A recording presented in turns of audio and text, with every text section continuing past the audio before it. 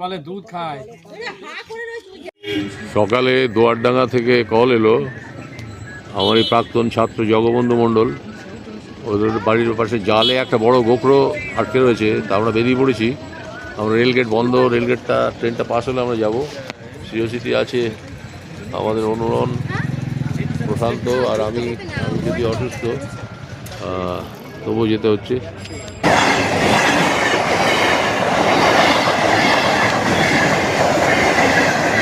আমরা এখন দোয়ারডাঙ্গার রাস্তায় পৌঁছে গেছি। সিওসিটির হোটেলও আসছে, লিয়ার আসছে, ওরা সব ঘুমিয়েছিল, কাউকে ফোনে পাচ্ছিলাম না। প্রশান্ত, আমাদের আর অনুরণ আর আমি, আমরা এখন দোয়ারডাঙ্গা খেলার মাঠের দিয়ে ডান দিকে ঢুকছি। ডান দিকে দিকে মুকুন্দনগরের রাস্তা। হ্যাঁ, চলো বাসবন ভেতরে। বাবারে বাবা,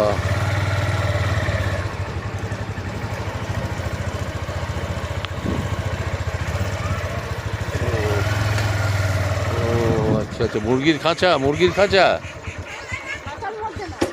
যাই হোক, মুরগির খাঁচা তো। ওই মালিকের নাম বলতে হবে তো। তোমার নাম? সঙ্গীতা রায়। জগবন্ধু ফোন করলো, জগবন্ধু কোথায় গেল? হ্যাঁ, ও বাবা, ও অফিসে যাচ্ছে। হচ্ছে আমার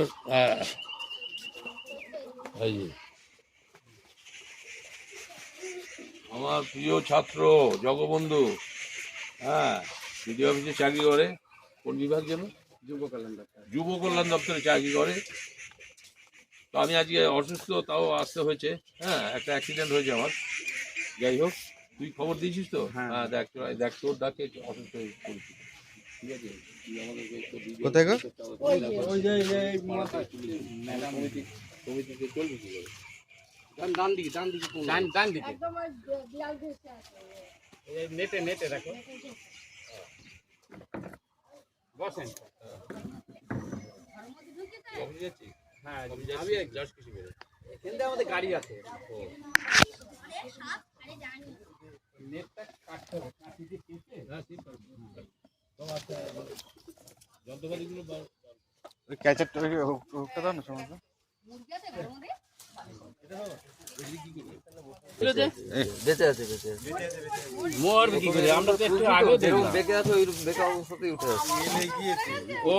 সমস্যা। হ্যাঁ, ওই ব্যাগে দেখো, এই ব্যাগে কাঁচি আছে, কাঁচিটা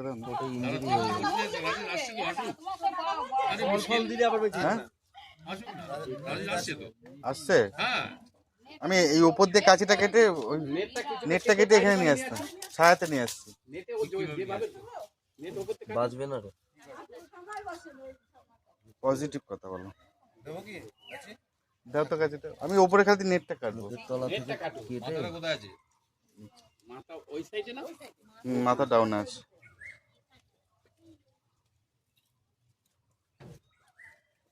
বাঁচিয়ে দেবো, চাপ নেই।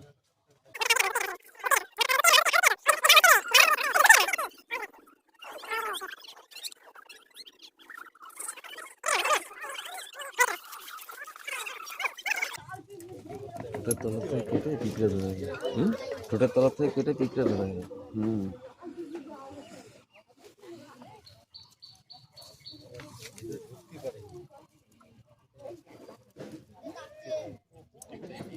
জাল দেয় কেন ওখানে মুরগির কাছে? সাপের জন্য। সাপ, বেজি তো কেটে ফেলবে। লেজটা ধরে নাও, লেজটা, হুকটা দাও।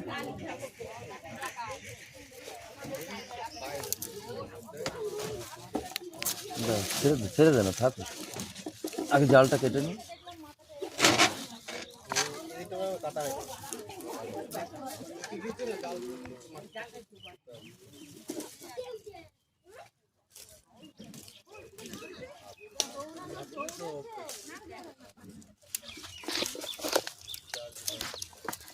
পুরো জাল ধরে বাইরে নিয়ে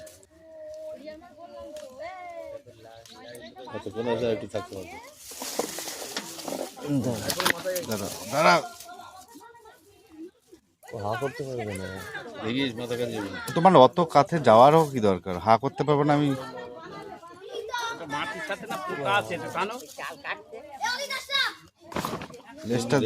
লেজটা ধরে নিতে পারতাম। মাথা কাছে রেগে আছে, ভুগছে না এখানটা থেকে। আমি তো সুন্দর করে ধরেছিলাম তো, কায়দা করে। এই যে এইভাবে ওরকম করে নিচ দিয়ে হচ্ছে কেন? ওপর থেকে চাপ না, উপর থেকে চাপ বেশি চাপলেও একেতেই কষ্টে আছে, সেই জন্য ধর চল চাপ। লেজটা দাদা নাও, এটা নাও, হাতে নাও, এটা হাতে নাও, এটা হাতে নাও, কাছে আমার কাছে। মাথা বের করে নি, মাথার উপরে তোমার মাথা আটকে গেছে। হ্যাঁ আগে রাখো কেন, আমি বেরোবো তারপর।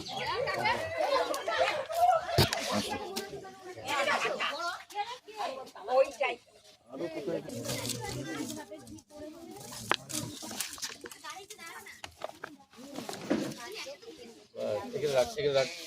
ছায়া কোথায়? ছায়া ওই জায়গায় ছায়া আজ এদিকটা আর নাই, ওই সামনে চলেন না, ওই বাঁশতলার ওখানে চলো, ওই বাঁশতলার ওখানে চলো, এই গাছের পরিষ্কার জায়গাটা আছে। পরিষ্কার আছে। আমাদের চেয়ারটা নিয়ে আসো না দাদু। আমি আছি। কোথায় ভেবি? হ্যাঁ তো চল।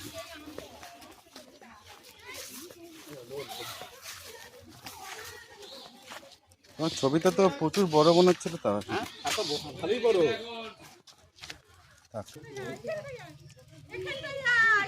জলের বোতল দাও না, একটা জলের বোতল। এই জল আনো, জল খাবে, একটা বোতল আছে সঙ্গীতা। এই রাজেশ, এই রাজেশ, ওই কোথা চলে যাচ্ছে? আমরা একটু বাড়িতে ছিলাম, ততক্ষণে এলাকার গ্রামবাসী প্রচণ্ড উত্তেজিত হয়ে পড়েছিল। আমি কাছাকাছি তো সমরদাকে বলি, তোমার পাড়ায় তুমি পাড়াটাকে হ্যান্ডেল করো। তো সঙ্গে সঙ্গে সমরদা চলে আসে, এলাকাবাসীকে শান্ত করে।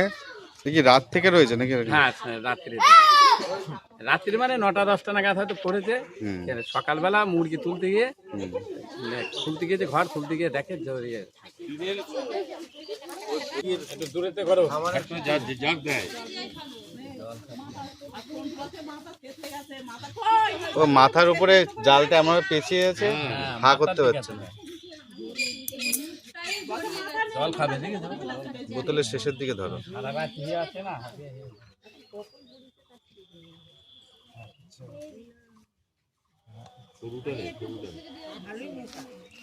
এটা কিন্তু জল খাচ্ছে না, জাস্ট ইয়েটা নিচ্ছে, জিভ দিয়ে বার করে। সাপ কিন্তু জল খায় না। হ্যাঁ অক্সিজেন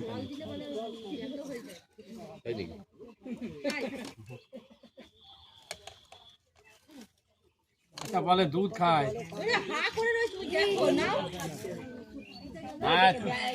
জলটা দেওয়াতে একটু কাদা হয়েছে।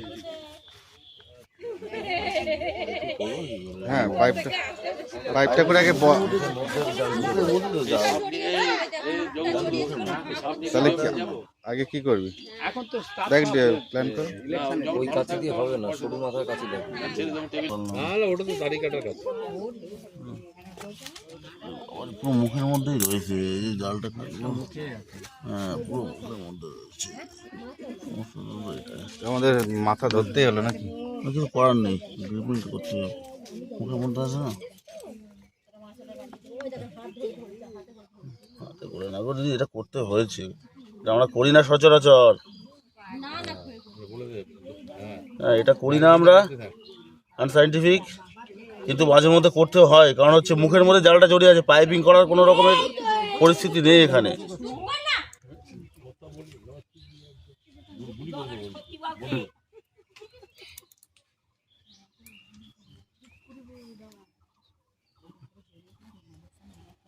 এখানে মমতা চায়ের দোকান কোথায় করেছে? ওই গৌরনগর ঘাটে করেছিল, ওইখানে যাওয়ার একটা দোকান করেছে বাড়ি। হাত দেখে যাও। আরেকটু সামনে, হ্যাঁ কোথায়? আরেকটু সামনে, মোর মাথাটা পেতে। এই যে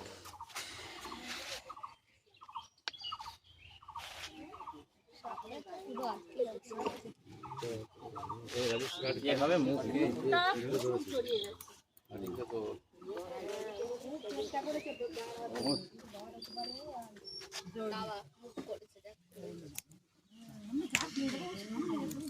এই জায়গাটা খুব সুন্দর হয়ে গেছে। এবারে আস্তে আস্তে পাইপ পাইপিং হ্যাঁ এটা খুব সুন্দর হয়ে গেছে।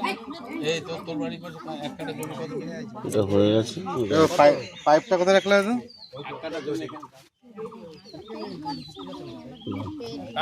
ওই তো তোর বাড়ির পেছনে দিয়ে আমার সমিতির একটা ঘর করেছে। সমিতির জন্য আমাদের নিজেদের জন্য। এখানে রাত্রিবেলায় জঙ্গল পরিষ্কার ছিল সেই জন্য। না, এই যাও তুই তো এটা লাস্ট, কে লোক তোর কথা সব উঠে বসে এটা লাস্ট, দেখ না একটা এটাই এটাই লাস্ট। বুঝলাম না। তোর বাড়ির পেছনে দিয়ে লাস্ট বলতে লাস্ট দড়ি? মানে এটা সব থেকে সরু আর কি পাইপ, এর থেকে সরু পাইপ নেই। বাড়িঘর করার জন্য অসুবিধা হবে? দেখছি না। রেজিস্ট্রি করে যাবে না তাহলে আমার তো অন্যায় করার কাজ করতে হবে। ব্যাক করো, হ্যাঁ, ঘাড় ঘোরাবে না। আস্তে আস্তে না, ঘাড় ঘোরাবে। এই বাড়িটা কার? দেখো খবর দেবো আমার জায়গাটা এই বাড়িটা কার? এই বাড়িটা তোদেরই জমি? কাটো। এই বাঁশবাগানের মধ্যে এক কাটা জমি দিলেই হলো।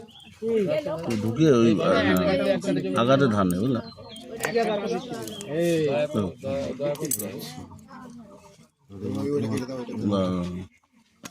অবস্থা খুব খারাপ। কাটো কাটো কাটো। হ্যাঁ, পাইপিং চলছে আমাদের, পাইপিং এর মাধ্যমে ওকে রেস্কিউ করার চেষ্টা করছি। তোমরা পাইপিং এর মাধ্যমে ওকে রেস্কিউ করার চেষ্টা করছি। পাইপিংটা নিরাপদ পুরোপুরিভাবে, যে রেস্কিউটা করবে তার এবং সাপেরও। এবার ছেড়ে যাবে।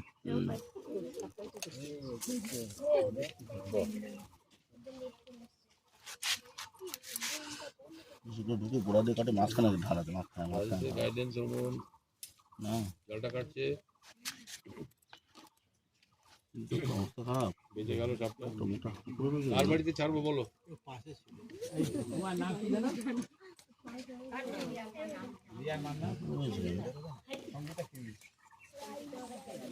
এবার ছেড়ে, হ্যাঁ, এবারে পাইপ। না না ধরবো এবার, ছাড়বো কার বাড়ি সেটা বলো। এখানে ধরে না,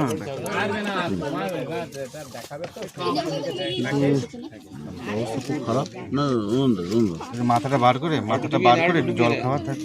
দুয়ার ডাঙায় খালার মাছ ঢুকবে? হ্যাঁ, ঢুকে যাবে। একটু মাথাটা বার করে না, এটা নেই, হ্যাঁ এটা মাথাটা একটু বার করে। শেষ পর্যন্ত তুই দেখা হচ্ছে এই মুখটা বার করবি। কোথাও কেটেছে? কোথাও কাটেনি, মানে কিন্তু অনেক শুধু মাথাটা একটু ছোট, আর একটু জল দিয়ে দাও। দীর্ঘ সময় সাপটি হয়তো জালে জড়িয়েছিল, যে কারণে একটু সাফোকেশন মতো হয়ে গেছে। জল খাবে, জল তো খায় না, কিন্তু দিতে হয়। মাথায় না না, হ্যাঁ দুর্বল তো হবেই, জল কিন্তু ও তো একটা প্রাণী। জাস্ট ওই যে জায়গাগুলো কেটে গেছিল, ওই জায়গাগুলো জার্ম হয় তো, ওই জায়গাগুলো একটু ধুয়ে দাও। দেখা দেবে তখন বলবো আন্দাজে দিয়ে তো আমরা ঢাকার জমিতে একটা আছে, আমাদের মাছ দুটো আছে, বললে হবে না। সাপটা দেখা দিলে বলবো আমার কাছে। হ্যাঁ ও এখানকার কার্ড দিয়ে দিচ্ছি, মানে বার হয় আবার কত শোনো এই কার্ড দিয়ে দিচ্ছি সবাইকে। আর আমাদের এখানকার ম্যানেজার হচ্ছে ও, জগবন্ধু। এটা যে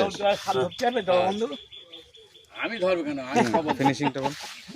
বলছে তো যেহেতু গরমকাল, সাপ যদি আবারও বাড়ির আনাচে কানাচে আসে, সিএসসিটিকে কল দেবেন, আমরা 24 ঘন্টা আপনাদের পাশে থাকার চেষ্টা করি। আর যেহেতু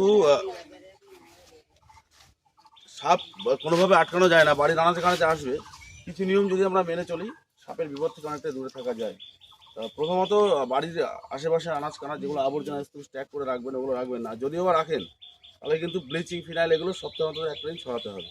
পরিষ্কার পরিচ্ছন্ন যত রাখবেন তত সাপ কম আসবে। যেহেতু সাপ আসে ব্যাঙ খেতে, আর ব্যাঙ আসে ছোটোখাটো মশা, অন্যান্য প্রাণীর জন্য, যে কারণে বাড়ির রান্না সেখানে যত পরিষ্কার পরিচ্ছন্ন হবে সাপ তত কম আসবে। বলুন। দুয়ারডাঙ্গা খেলার মাঠের পাশে সঙ্গীতা রায়ের বাড়িতে মুরগি ছিল, মুরগির পাশে সব নেট টাঙানো ছিল, সেই নেটে একটা বড় গোবর সাপ জড়িয়ে পড়ে। সকালবেলা মুরগি খুলতে গিয়ে দেখে সাপ জড়িয়েছে। তারপরে আমরা খবর পেয়ে সেই সাপটা দেখতে এসে দেখলাম সাপটা সারা রাত মানে খুব টানাটানি করেছে নেটের মধ্যে, গিয়ে দুর্বল হয়ে গেছে।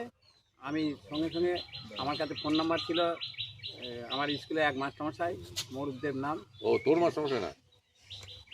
হ্যাঁ হ্যাঁ, আমারই তো মাস্টারমশাই। তাহলে স্কুলের এক মাস্টারমশাই মানে? ওনাকে আমি সঙ্গে সঙ্গে ফোন করে দিই। উনি কিছুদিন আগেও একটা সাপ ধরতে গিয়ে উনি ইনজুরি হয়েছে, তার সত্ত্বেও আমার ফোন করার সত্ত্বেও উনি সঙ্গে সঙ্গে লোক নিয়ে এসে সাপটাকে উদ্ধার করে। ওর ডাকে আমার একটা অ্যাক্সিডেন্ট হয়েছে 22 এপ্রিল। গর্তে পড়ে গেছিলাম সাপই রেস্কিউ করতে গিয়ে। সেই হাইড্রেন, রাস্তার হাইড্রেন 5 ফুট গর্ত, স্ল্যাব দেওয়া ছিল না। এই হাঁটুতে প্রচণ্ড চোট, মাজায় চোট, চিকিৎসা চলছে, কিন্তু আসতেই হয়। এই হচ্ছে আমাদের লাইফ। ঠিক আছে, থ্যাংক ইউ। তোমরা সাবধানে থাকবে। ঠিক আছে।